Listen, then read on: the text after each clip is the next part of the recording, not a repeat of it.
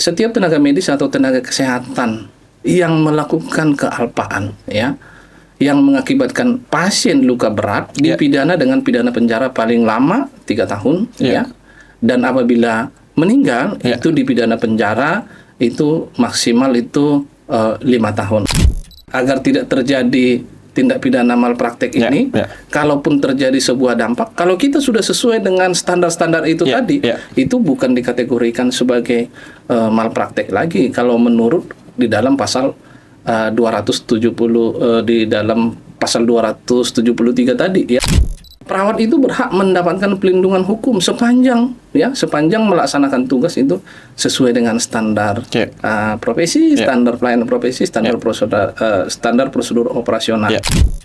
Tenaga kesehatan dalam hal ini perawat itu beberapa kali diduga mendapatkan kekerasan daripada pasien, keluarga pasien, maka kita sudah punya komitmen untuk itu, bahwa dan ini juga perintah daripada undang-undang. Dilarang untuk melakukan tindak kekerasan kepada tenaga medis ataupun tenaga kesehatan. Itu pidana. Di dalam KUHP juga sudah diatur. Kalau penganiayaan sudah ada ancaman hukumannya, ancaman hukuman pidana. Perawat Indonesia, kita jaga bangsa.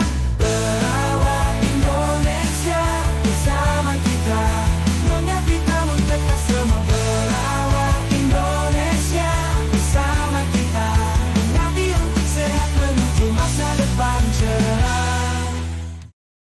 Halo sejawat perawat, kembali lagi di CNS, Channel Nurse Station. Channel yang membahas dunia keperawatan dari berbagai sisi. Hari ini kita akan membahas lagi topik yang sangat krusial yang sedang happening dan dibahas oleh publik.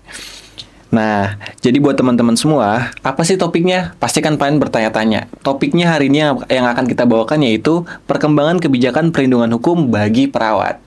Oke, sudah bersama kita seorang pakar di bidang ini yang pastinya sangat relevan untuk kita bahas bersama beliau.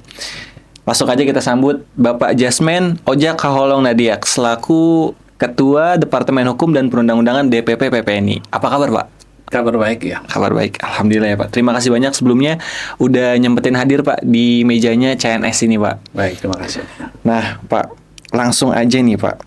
Mungkin buat teman-teman semua nih, saya ceritain dulu sedikit. Beliau ini memiliki latar belakang yang luar biasa teman-teman. Selain seorang perawat sekaligus ahli hukum. Dan seperti yang tadi saya bilang, tentu saja sangat relevan dengan topik yang akan kita bahas hari ini. Nah Pak, sebelum kita mulai nih Pak, saya mau tanya dulu Pak. Sebenarnya seberapa penting sih Pak peran perawat ini di dunia pelayanan kesehatan kita saat ini Pak? Iya, jadi perawat ini memiliki peran yang cukup strategis di dalam praktik pelayanan. Seperti kita ketahui, praktik pelayanan itu cukup kompleks ya. Ada di fasilitas kesehatan tingkat pertama, kemudian tingkat lanjutan, dan juga ada di praktek mandiri. Nah, di dalam area praktek ini, tentu peran perawat itu sangat strategis. Mungkin yang lebih kompleks itu saya bisa menuju salah satu praktek pelayanan yaitu di rumah sakit. Ya, ini sangat kompleks. Kalau kita lihat perawat itu 24 jam berada di sisi pelayanan. Terutama yang beririsan langsung dengan pemberian pelayanan kepada pasien. Itu 24 jam. Walaupun ini memang diatur di dalam shift ya. Tapi kalau kita lihat perawat itu berada pada ujung tombak daripada pelayanan kesehatan, khususnya mungkin di rumah sakit. Nah Pak, karena jadi ujung tombak nih Pak, ada nggak sih Pak tantangannya kan pasti kan banyak nih Pak ya. Tantangan yang paling ribet nih menurut Bapak dari sisi lapangan dari si perawat ini Pak? Iya, jadi menarik ya kalau kita lihat peran penting daripada perawat ini. Ketika kita menyampaikan perawat adalah ujung tombak, maka tentu harus kita lihat peran daripada perawat itu di dalam praktek pelayanannya harus kita lihat dari segi keprofesionalannya. Ya, keprofesionalan perawat itu sama dengan profesi tenaga medis dan tenaga kesehatan yang lain. Nah, kalau kita lihat berbicara tentang profesi, maka perawat itu bukan cuma hanya memiliki kompetensi, tetapi juga harus memiliki moral dalam bentuk etika, perilaku di dalam memberikan pelayanannya.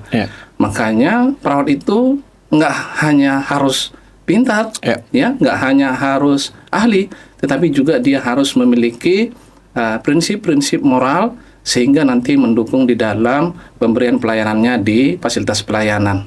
Mungkin itu, Mas. Nah, seperti yang sudah tadi Bapak jelaskan nih, Pak. Perawat ini kan dihadapkan pada tantangan tadi, Pak. Otomatis muncul kekhawatiran soal hukum. Betul dong, Pak? Betul. Nah, kenapa perlindungan dan kepastian hukum ini jadi kebutuhan yang urgent banget bagi perawat sekarang, Pak? Jadi seyogianya sebuah profesi memang tentu selain kompetensi, dia juga harus berlandaskan dengan aturan-peraturan perundang-undangan sebagai aspek legalnya, ya, di dalam memberikan pelayanannya. Dalam hal ini kalau di regulasi sekarang Undang-Undang Nomor 17 Tahun 2023 tentang kesehatan sebenarnya adalah payung hukum fundamental yang mengatur daripada pemberian praktek pelayanan khususnya tenaga medis dan tenaga kesehatan, dalam hal ini adalah perawat. Tetapi saya perlu menyampaikan bahwa sebelum masuk ke dalam Undang-Undang Nomor 17 Tahun 2023, sebenarnya sudah ada beberapa ketentuan peraturan perundang-undangan yang secara fundamental dan secara spesifik memang sudah mengatur terkait dengan profesi pelayanan keperawatan ini. Nah, walaupun sudah dicabut berdasarkan Undang-Undang Nomor 17 Tahun 2023, saya rasa tidak ada salah ketika kita mencoba mengkomparasi terkait dengan bagaimana support daripada regulasi ini untuk sebagai payung hukum daripada praktik pelayanan keperawatan khususnya di dalam praktik pelayanan. Nah, kalau kita lihat sih sebenarnya ada beberapa pandangan ataupun sudut pandang yang berbeda terkait dengan pencabutan Undang-Undang Nomor 38 Tahun 2014 Undang-Undang Keperawatan, dicabut kemudian diganti dengan regulasi besar di dalam Undang-Undang Nomor 17 Tahun 2023. Namun saya garis bawahin di sini bahwa menginterpretasikan Undang-Undang Nomor 38 Tahun 2014 tentang keperawatan tentu berbeda karena dia secara khusus mengatur terkait dengan keperawatan. Nah, kalau Undang-Undang Nomor 17 Tahun 2023 itu mengatur secara global, baik itu tenaga medis maupun tenaga kesehatan, dalam hal ini adalah profesi perawat. Terkait dengan undang-undang, saya masuk ke dalam Undang-Undang Nomor 17 Tahun 2023. Kalau kita lihat beberapa hal fundamental yang harus kita pahami adalah tentu status profesi perawat ini. Status profesi perawat di dalam memberikan pelayanannya tidak bisa berdiri sendiri, apalagi di dalam pemberian pelayanan kesehatan. Ada profesi-profesi lain yang berada di situ. Itu adalah salah satu tantangan hukum. Nah, selain status profesi ini nanti juga tentu berimplikasi dengan kewenangannya. Kewenangan. Ada batas-batas yang diberikan oleh undang-undang terkait dengan kewenangan yang diberikan oleh perawat itu.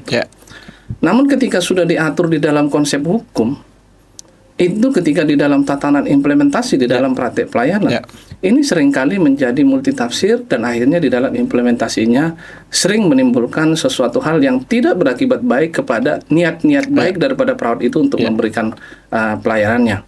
Termasuk juga walaupun kita sudah memahami tentu bahwa seorang perawat ketika memberikan pelayanan dari segi aspek izin dia harus sudah memang memiliki, namun tentu untuk mendapatkan perizinan ini seharusnya didukung juga oleh bagaimana dia mengembangkan kompetensinya sehingga dia mendapatkan perizinan-perizinan secara spesifik. Mungkin itu, Mas. Nah, Pak, kita bicara hukum dan aturan nih, Pak. Kan hukum dan aturan ini seperti yang Bapak bilang tadi itu berubah-berubah ya, Pak. Belum lama tadi Bapak sebutkan juga kita punya UU Kesehatan yang baru. Nah, pasti ada nih Pak tantangan terbesar yang dirasain sama perawat di lapangan, Pak. Nah, gimana sih caranya dari Badan Bantuan Hukum ini, Pak, muncul sebagai organisasi profesi saat ini untuk menyesuaikan diri dengan regulasi yang update terus ini, Pak? Ya, jadi saya coba sampaikan ya bahwa kalau kita mengacu kepada Undang-Undang Nomor 17 Tahun 2023 tentang kesehatan, bahwa secara umum tenaga medis dan tenaga kesehatan itu di dalam pasal 274 dinyatakan ya memiliki kewajiban untuk menjalankan praktek. Ya, memiliki kewajiban untuk menjalankan praktek, memberikan pelayanan kesehatan sesuai dengan standar profesi, standar pelayanan profesi, standar prosedur operasional, etika profesi serta kebutuhan pasien. Nah, kalau kita lihat di dalam kewajiban ini, tentu perawat dalam hal ini sebagai tenaga kesehatan, dia memiliki standar-standar untuk memberikan pelayanannya. Ya, jadi dia dibatasin oleh standar-standar yang harus tentu dipenuhi oleh perawat ini. Nah, tentu penetapan standar ini yang bukan cuma hanya harus mampu, tetapi yang paling awal adalah memahami dulu standar itu. Ya, memahami dulu standar itu. Saya ambil salah satu contoh mungkin yang paling dekat saja ya di praktik pelayanan adalah standar operasional prosedur. SPO. Ya, standar operasional prosedur itu mungkin sudah sangat familiar di dalam dunia pelayanan. Tetapi yang menjadi concern kita adalah apakah SPO itu sudah dipahami dulu oleh perawat. Dia pertama harus memahami dulu. Betul. Nah, ketika dia sudah memahami, maka hal-hal yang sudah dipelajarinya di dalam pendidikan akademik, tentu ini nanti akan diimplementasikan sesuai dengan SPO yang sudah diatur oleh institusi tersebut. Nah, ini menjadi sebuah hal yang menjadi kewajiban oleh seorang perawat, bagaimana dia memahami dan mengimplementasikan SOP ini. Sehingga apabila terjadi sebuah dampak di dalam akibat pelayanannya itu, tentu dia bisa terlindungi ya. Kalau kita lihat sendiri bahwa saya ambil salah satu contoh di dalam pengalaman kita di Badan Bantuan Hukum PPNI. Ada beberapa kasus yang memang sudah dilakukan advokasi ya. Kalau saya boleh membuka datanya ya. Silakan, Jadi di kurun waktu tahun 2019 tahun 2024 dari beberapa data yang sudah masuk ke kita, ada sekitar 43 kasus yang terjadi pada perawat. Tapi saya pengen lebih mengkerucutkan terkait dengan yang berhubungan dengan praktek pelayanan, yaitu yang sering kita sebut dengan malpraktek. Ya, kalau saya lihat yang terrekod kita di tahun 2019 tahun 2024 itu ada 11 kasus. Ya, ada 11 kasus. Itu yang masih terdata ya. Bisa saja ada yang belum terdata. Nah, kalau kita lihat di dalam pelayanan malpraktek itu, di dalam tindak pidana malpraktek itu, kalau kita mengacu kepada pasal 440 ya Undang-Undang Nomor 17 Tahun 2023 dijelaskan ya, setiap tenaga medis atau tenaga kesehatan yang melakukan kealpaan ya, yang mengakibatkan pasien luka berat dipidana dengan pidana penjara paling lama 3 tahun ya, dan apabila meninggal itu dipidana penjara itu maksimal itu 5 tahun. 5 tahun. Ya, jadi ada 3 tahun dan ada 5 tahun. Nah, kalau kita lihat parameter pengukuran daripada kealpaan ini adalah standar profesi, standar pelayanan profesi, standar operasional prosedur, kode etik dan kebutuhan pasien. Nah, itu penting ya, Pak. Itu. Jadi, kalau memang kita lihat agar tidak terjadi tindak pidana malpraktek ini, kalaupun terjadi sebuah dampak, kalau kita sudah sesuai dengan standar-standar itu tadi, itu bukan dikategorikan sebagai malpraktek lagi. Kalau menurut di dalam pasal 270 di dalam pasal 273 tadi ya. Nah, kalau kita lihat juga kita bandingkan pasal 273 ya. Perawat itu berhak mendapatkan pelindungan hukum sepanjang melaksanakan tugas itu sesuai dengan standar profesi, standar pelayanan profesi, standar prosedur operasional. Jadi kalau kita lihat di dalam pasal 440 itu, ketika dia sudah sesuai dengan standar-standar tadi, maka dia sudah bisa dinyatakan itu mendapatkan pelindungan hukum. Nah, ini yang kita kawal di PPNI, di organisasi profesi. Jadi kalau terjadi sebuah akibat, harus dilihat dulu apakah kalau dia memang benar-benar melaksanakan tindakannya sesuai dengan prosedur-prosedur tadi, sesuai dengan standar-standar tadi, itu bukan dikategorikan malpraktek, tetapi itu bisa saja menjadi sebuah yang disebut dengan resiko pelayanan atau resiko medis. Itu, Mas. Nah, Pak, Sebagai organisasi profesi nih Pak, gimana sih PPNI menyikapi gejolak perubahan regulasi dan praktik pelayanan terkini nih Pak? Iya. Jadi begini, memang di dalam Undang-Undang Nomor 17 Tahun 2023 bahwa organisasi profesi ini juga diatur sesuai dengan ketentuan peraturan perundang-undangan. Jadi PPNI sebagai salah satu organisasi profesi perawat, tentu saya yakin itu taat hukum. Ketika sudah ada perintah undang-undang, maka PPNI sebagai organisasi profesi tentu memiliki sebuah upaya menjadi mitra strategis daripada pemerintah untuk melaksanakan Undang-Undang Nomor 17 Tahun 2023 ini. Tentu dengan cara apa? Saya yakin organisasi profesi PPNI ini juga sudah secara histori dan terus-menerus sudah memberikan pembinaan memberikan pembinaan kepada anggotanya melalui jenjang-jenjang kepengurusan yang ada, mulai dari komisariat sampai pusat, sudah memberikan pembinaan dan pemahaman terkait dengan praktik pelayanannya, termasuk juga ini yang sangat penting, yaitu bagaimana memahamkan perawat ini terkait dengan hukum di dalam pemberian praktik pelayanannya. Jadi bukan hanya kompetensi keilmuannya saja, tetapi juga bagaimana hukum, dalam hal ini Undang-Undang Nomor 17 Tahun 2023 yang sekitar 2 tahun lalu itu sudah dirilis oleh pemerintah. Gitu Mas. Nah Pak, sebelum penutup nih Pak ini kita mau bacain ada pertanyaan dari teman-teman perawat kita di Instagram DPP PPNI Pak. Ada yang bertanya gini Pak, ada 2 nih Pak. Sejauh ini dari penglihatan mereka Pak, ketika perawat memiliki kasus hukum, tersandung masalah hukum, ketika PPNI turun tangan, masalahnya tidak selesai Pak, tapi dianggap damai. Gimana tanggapan Bapak? Iya, jadi begini saya mengacu kepada ketentuan peraturan perundang-undangan.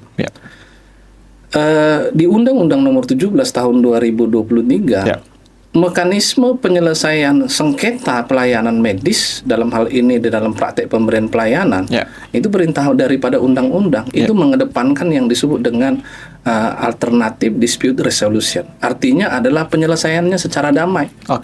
Itu bukan keinginan dari siapa yang melaksanakan pemberian bantuan hukum ini, tetapi ini juga adalah perintah daripada Undang-Undang Nomor 17 Tahun 2023. Nah, tetapi kita akan coba bagi 2 dulu terkait dengan pemberian bantuan hukum ini. Yang pertama adalah ketika perawat itu dalam hal menjadi seorang terlapor, seorang terlapor atas dugaan tindak pidana, itu memang perintah undang-undang itu jelas harus melalui mekanisme penyelesaian di luar daripada pengadilan. Tetapi kalau seorang perawat itu dinyatakan dia sebagai korban, ini marak terjadi, marak terjadi.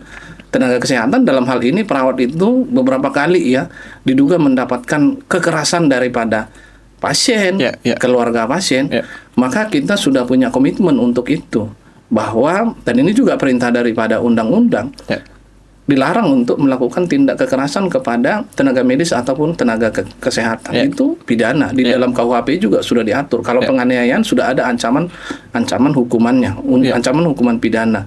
Dalam hal ini adalah pidana penjara. Jadi oleh karena itu kalau dilihat apakah ini selesai atau tidak, penyelesaian masalah hukum ini tentu bukan hanya penjara, bukan hanya penjara.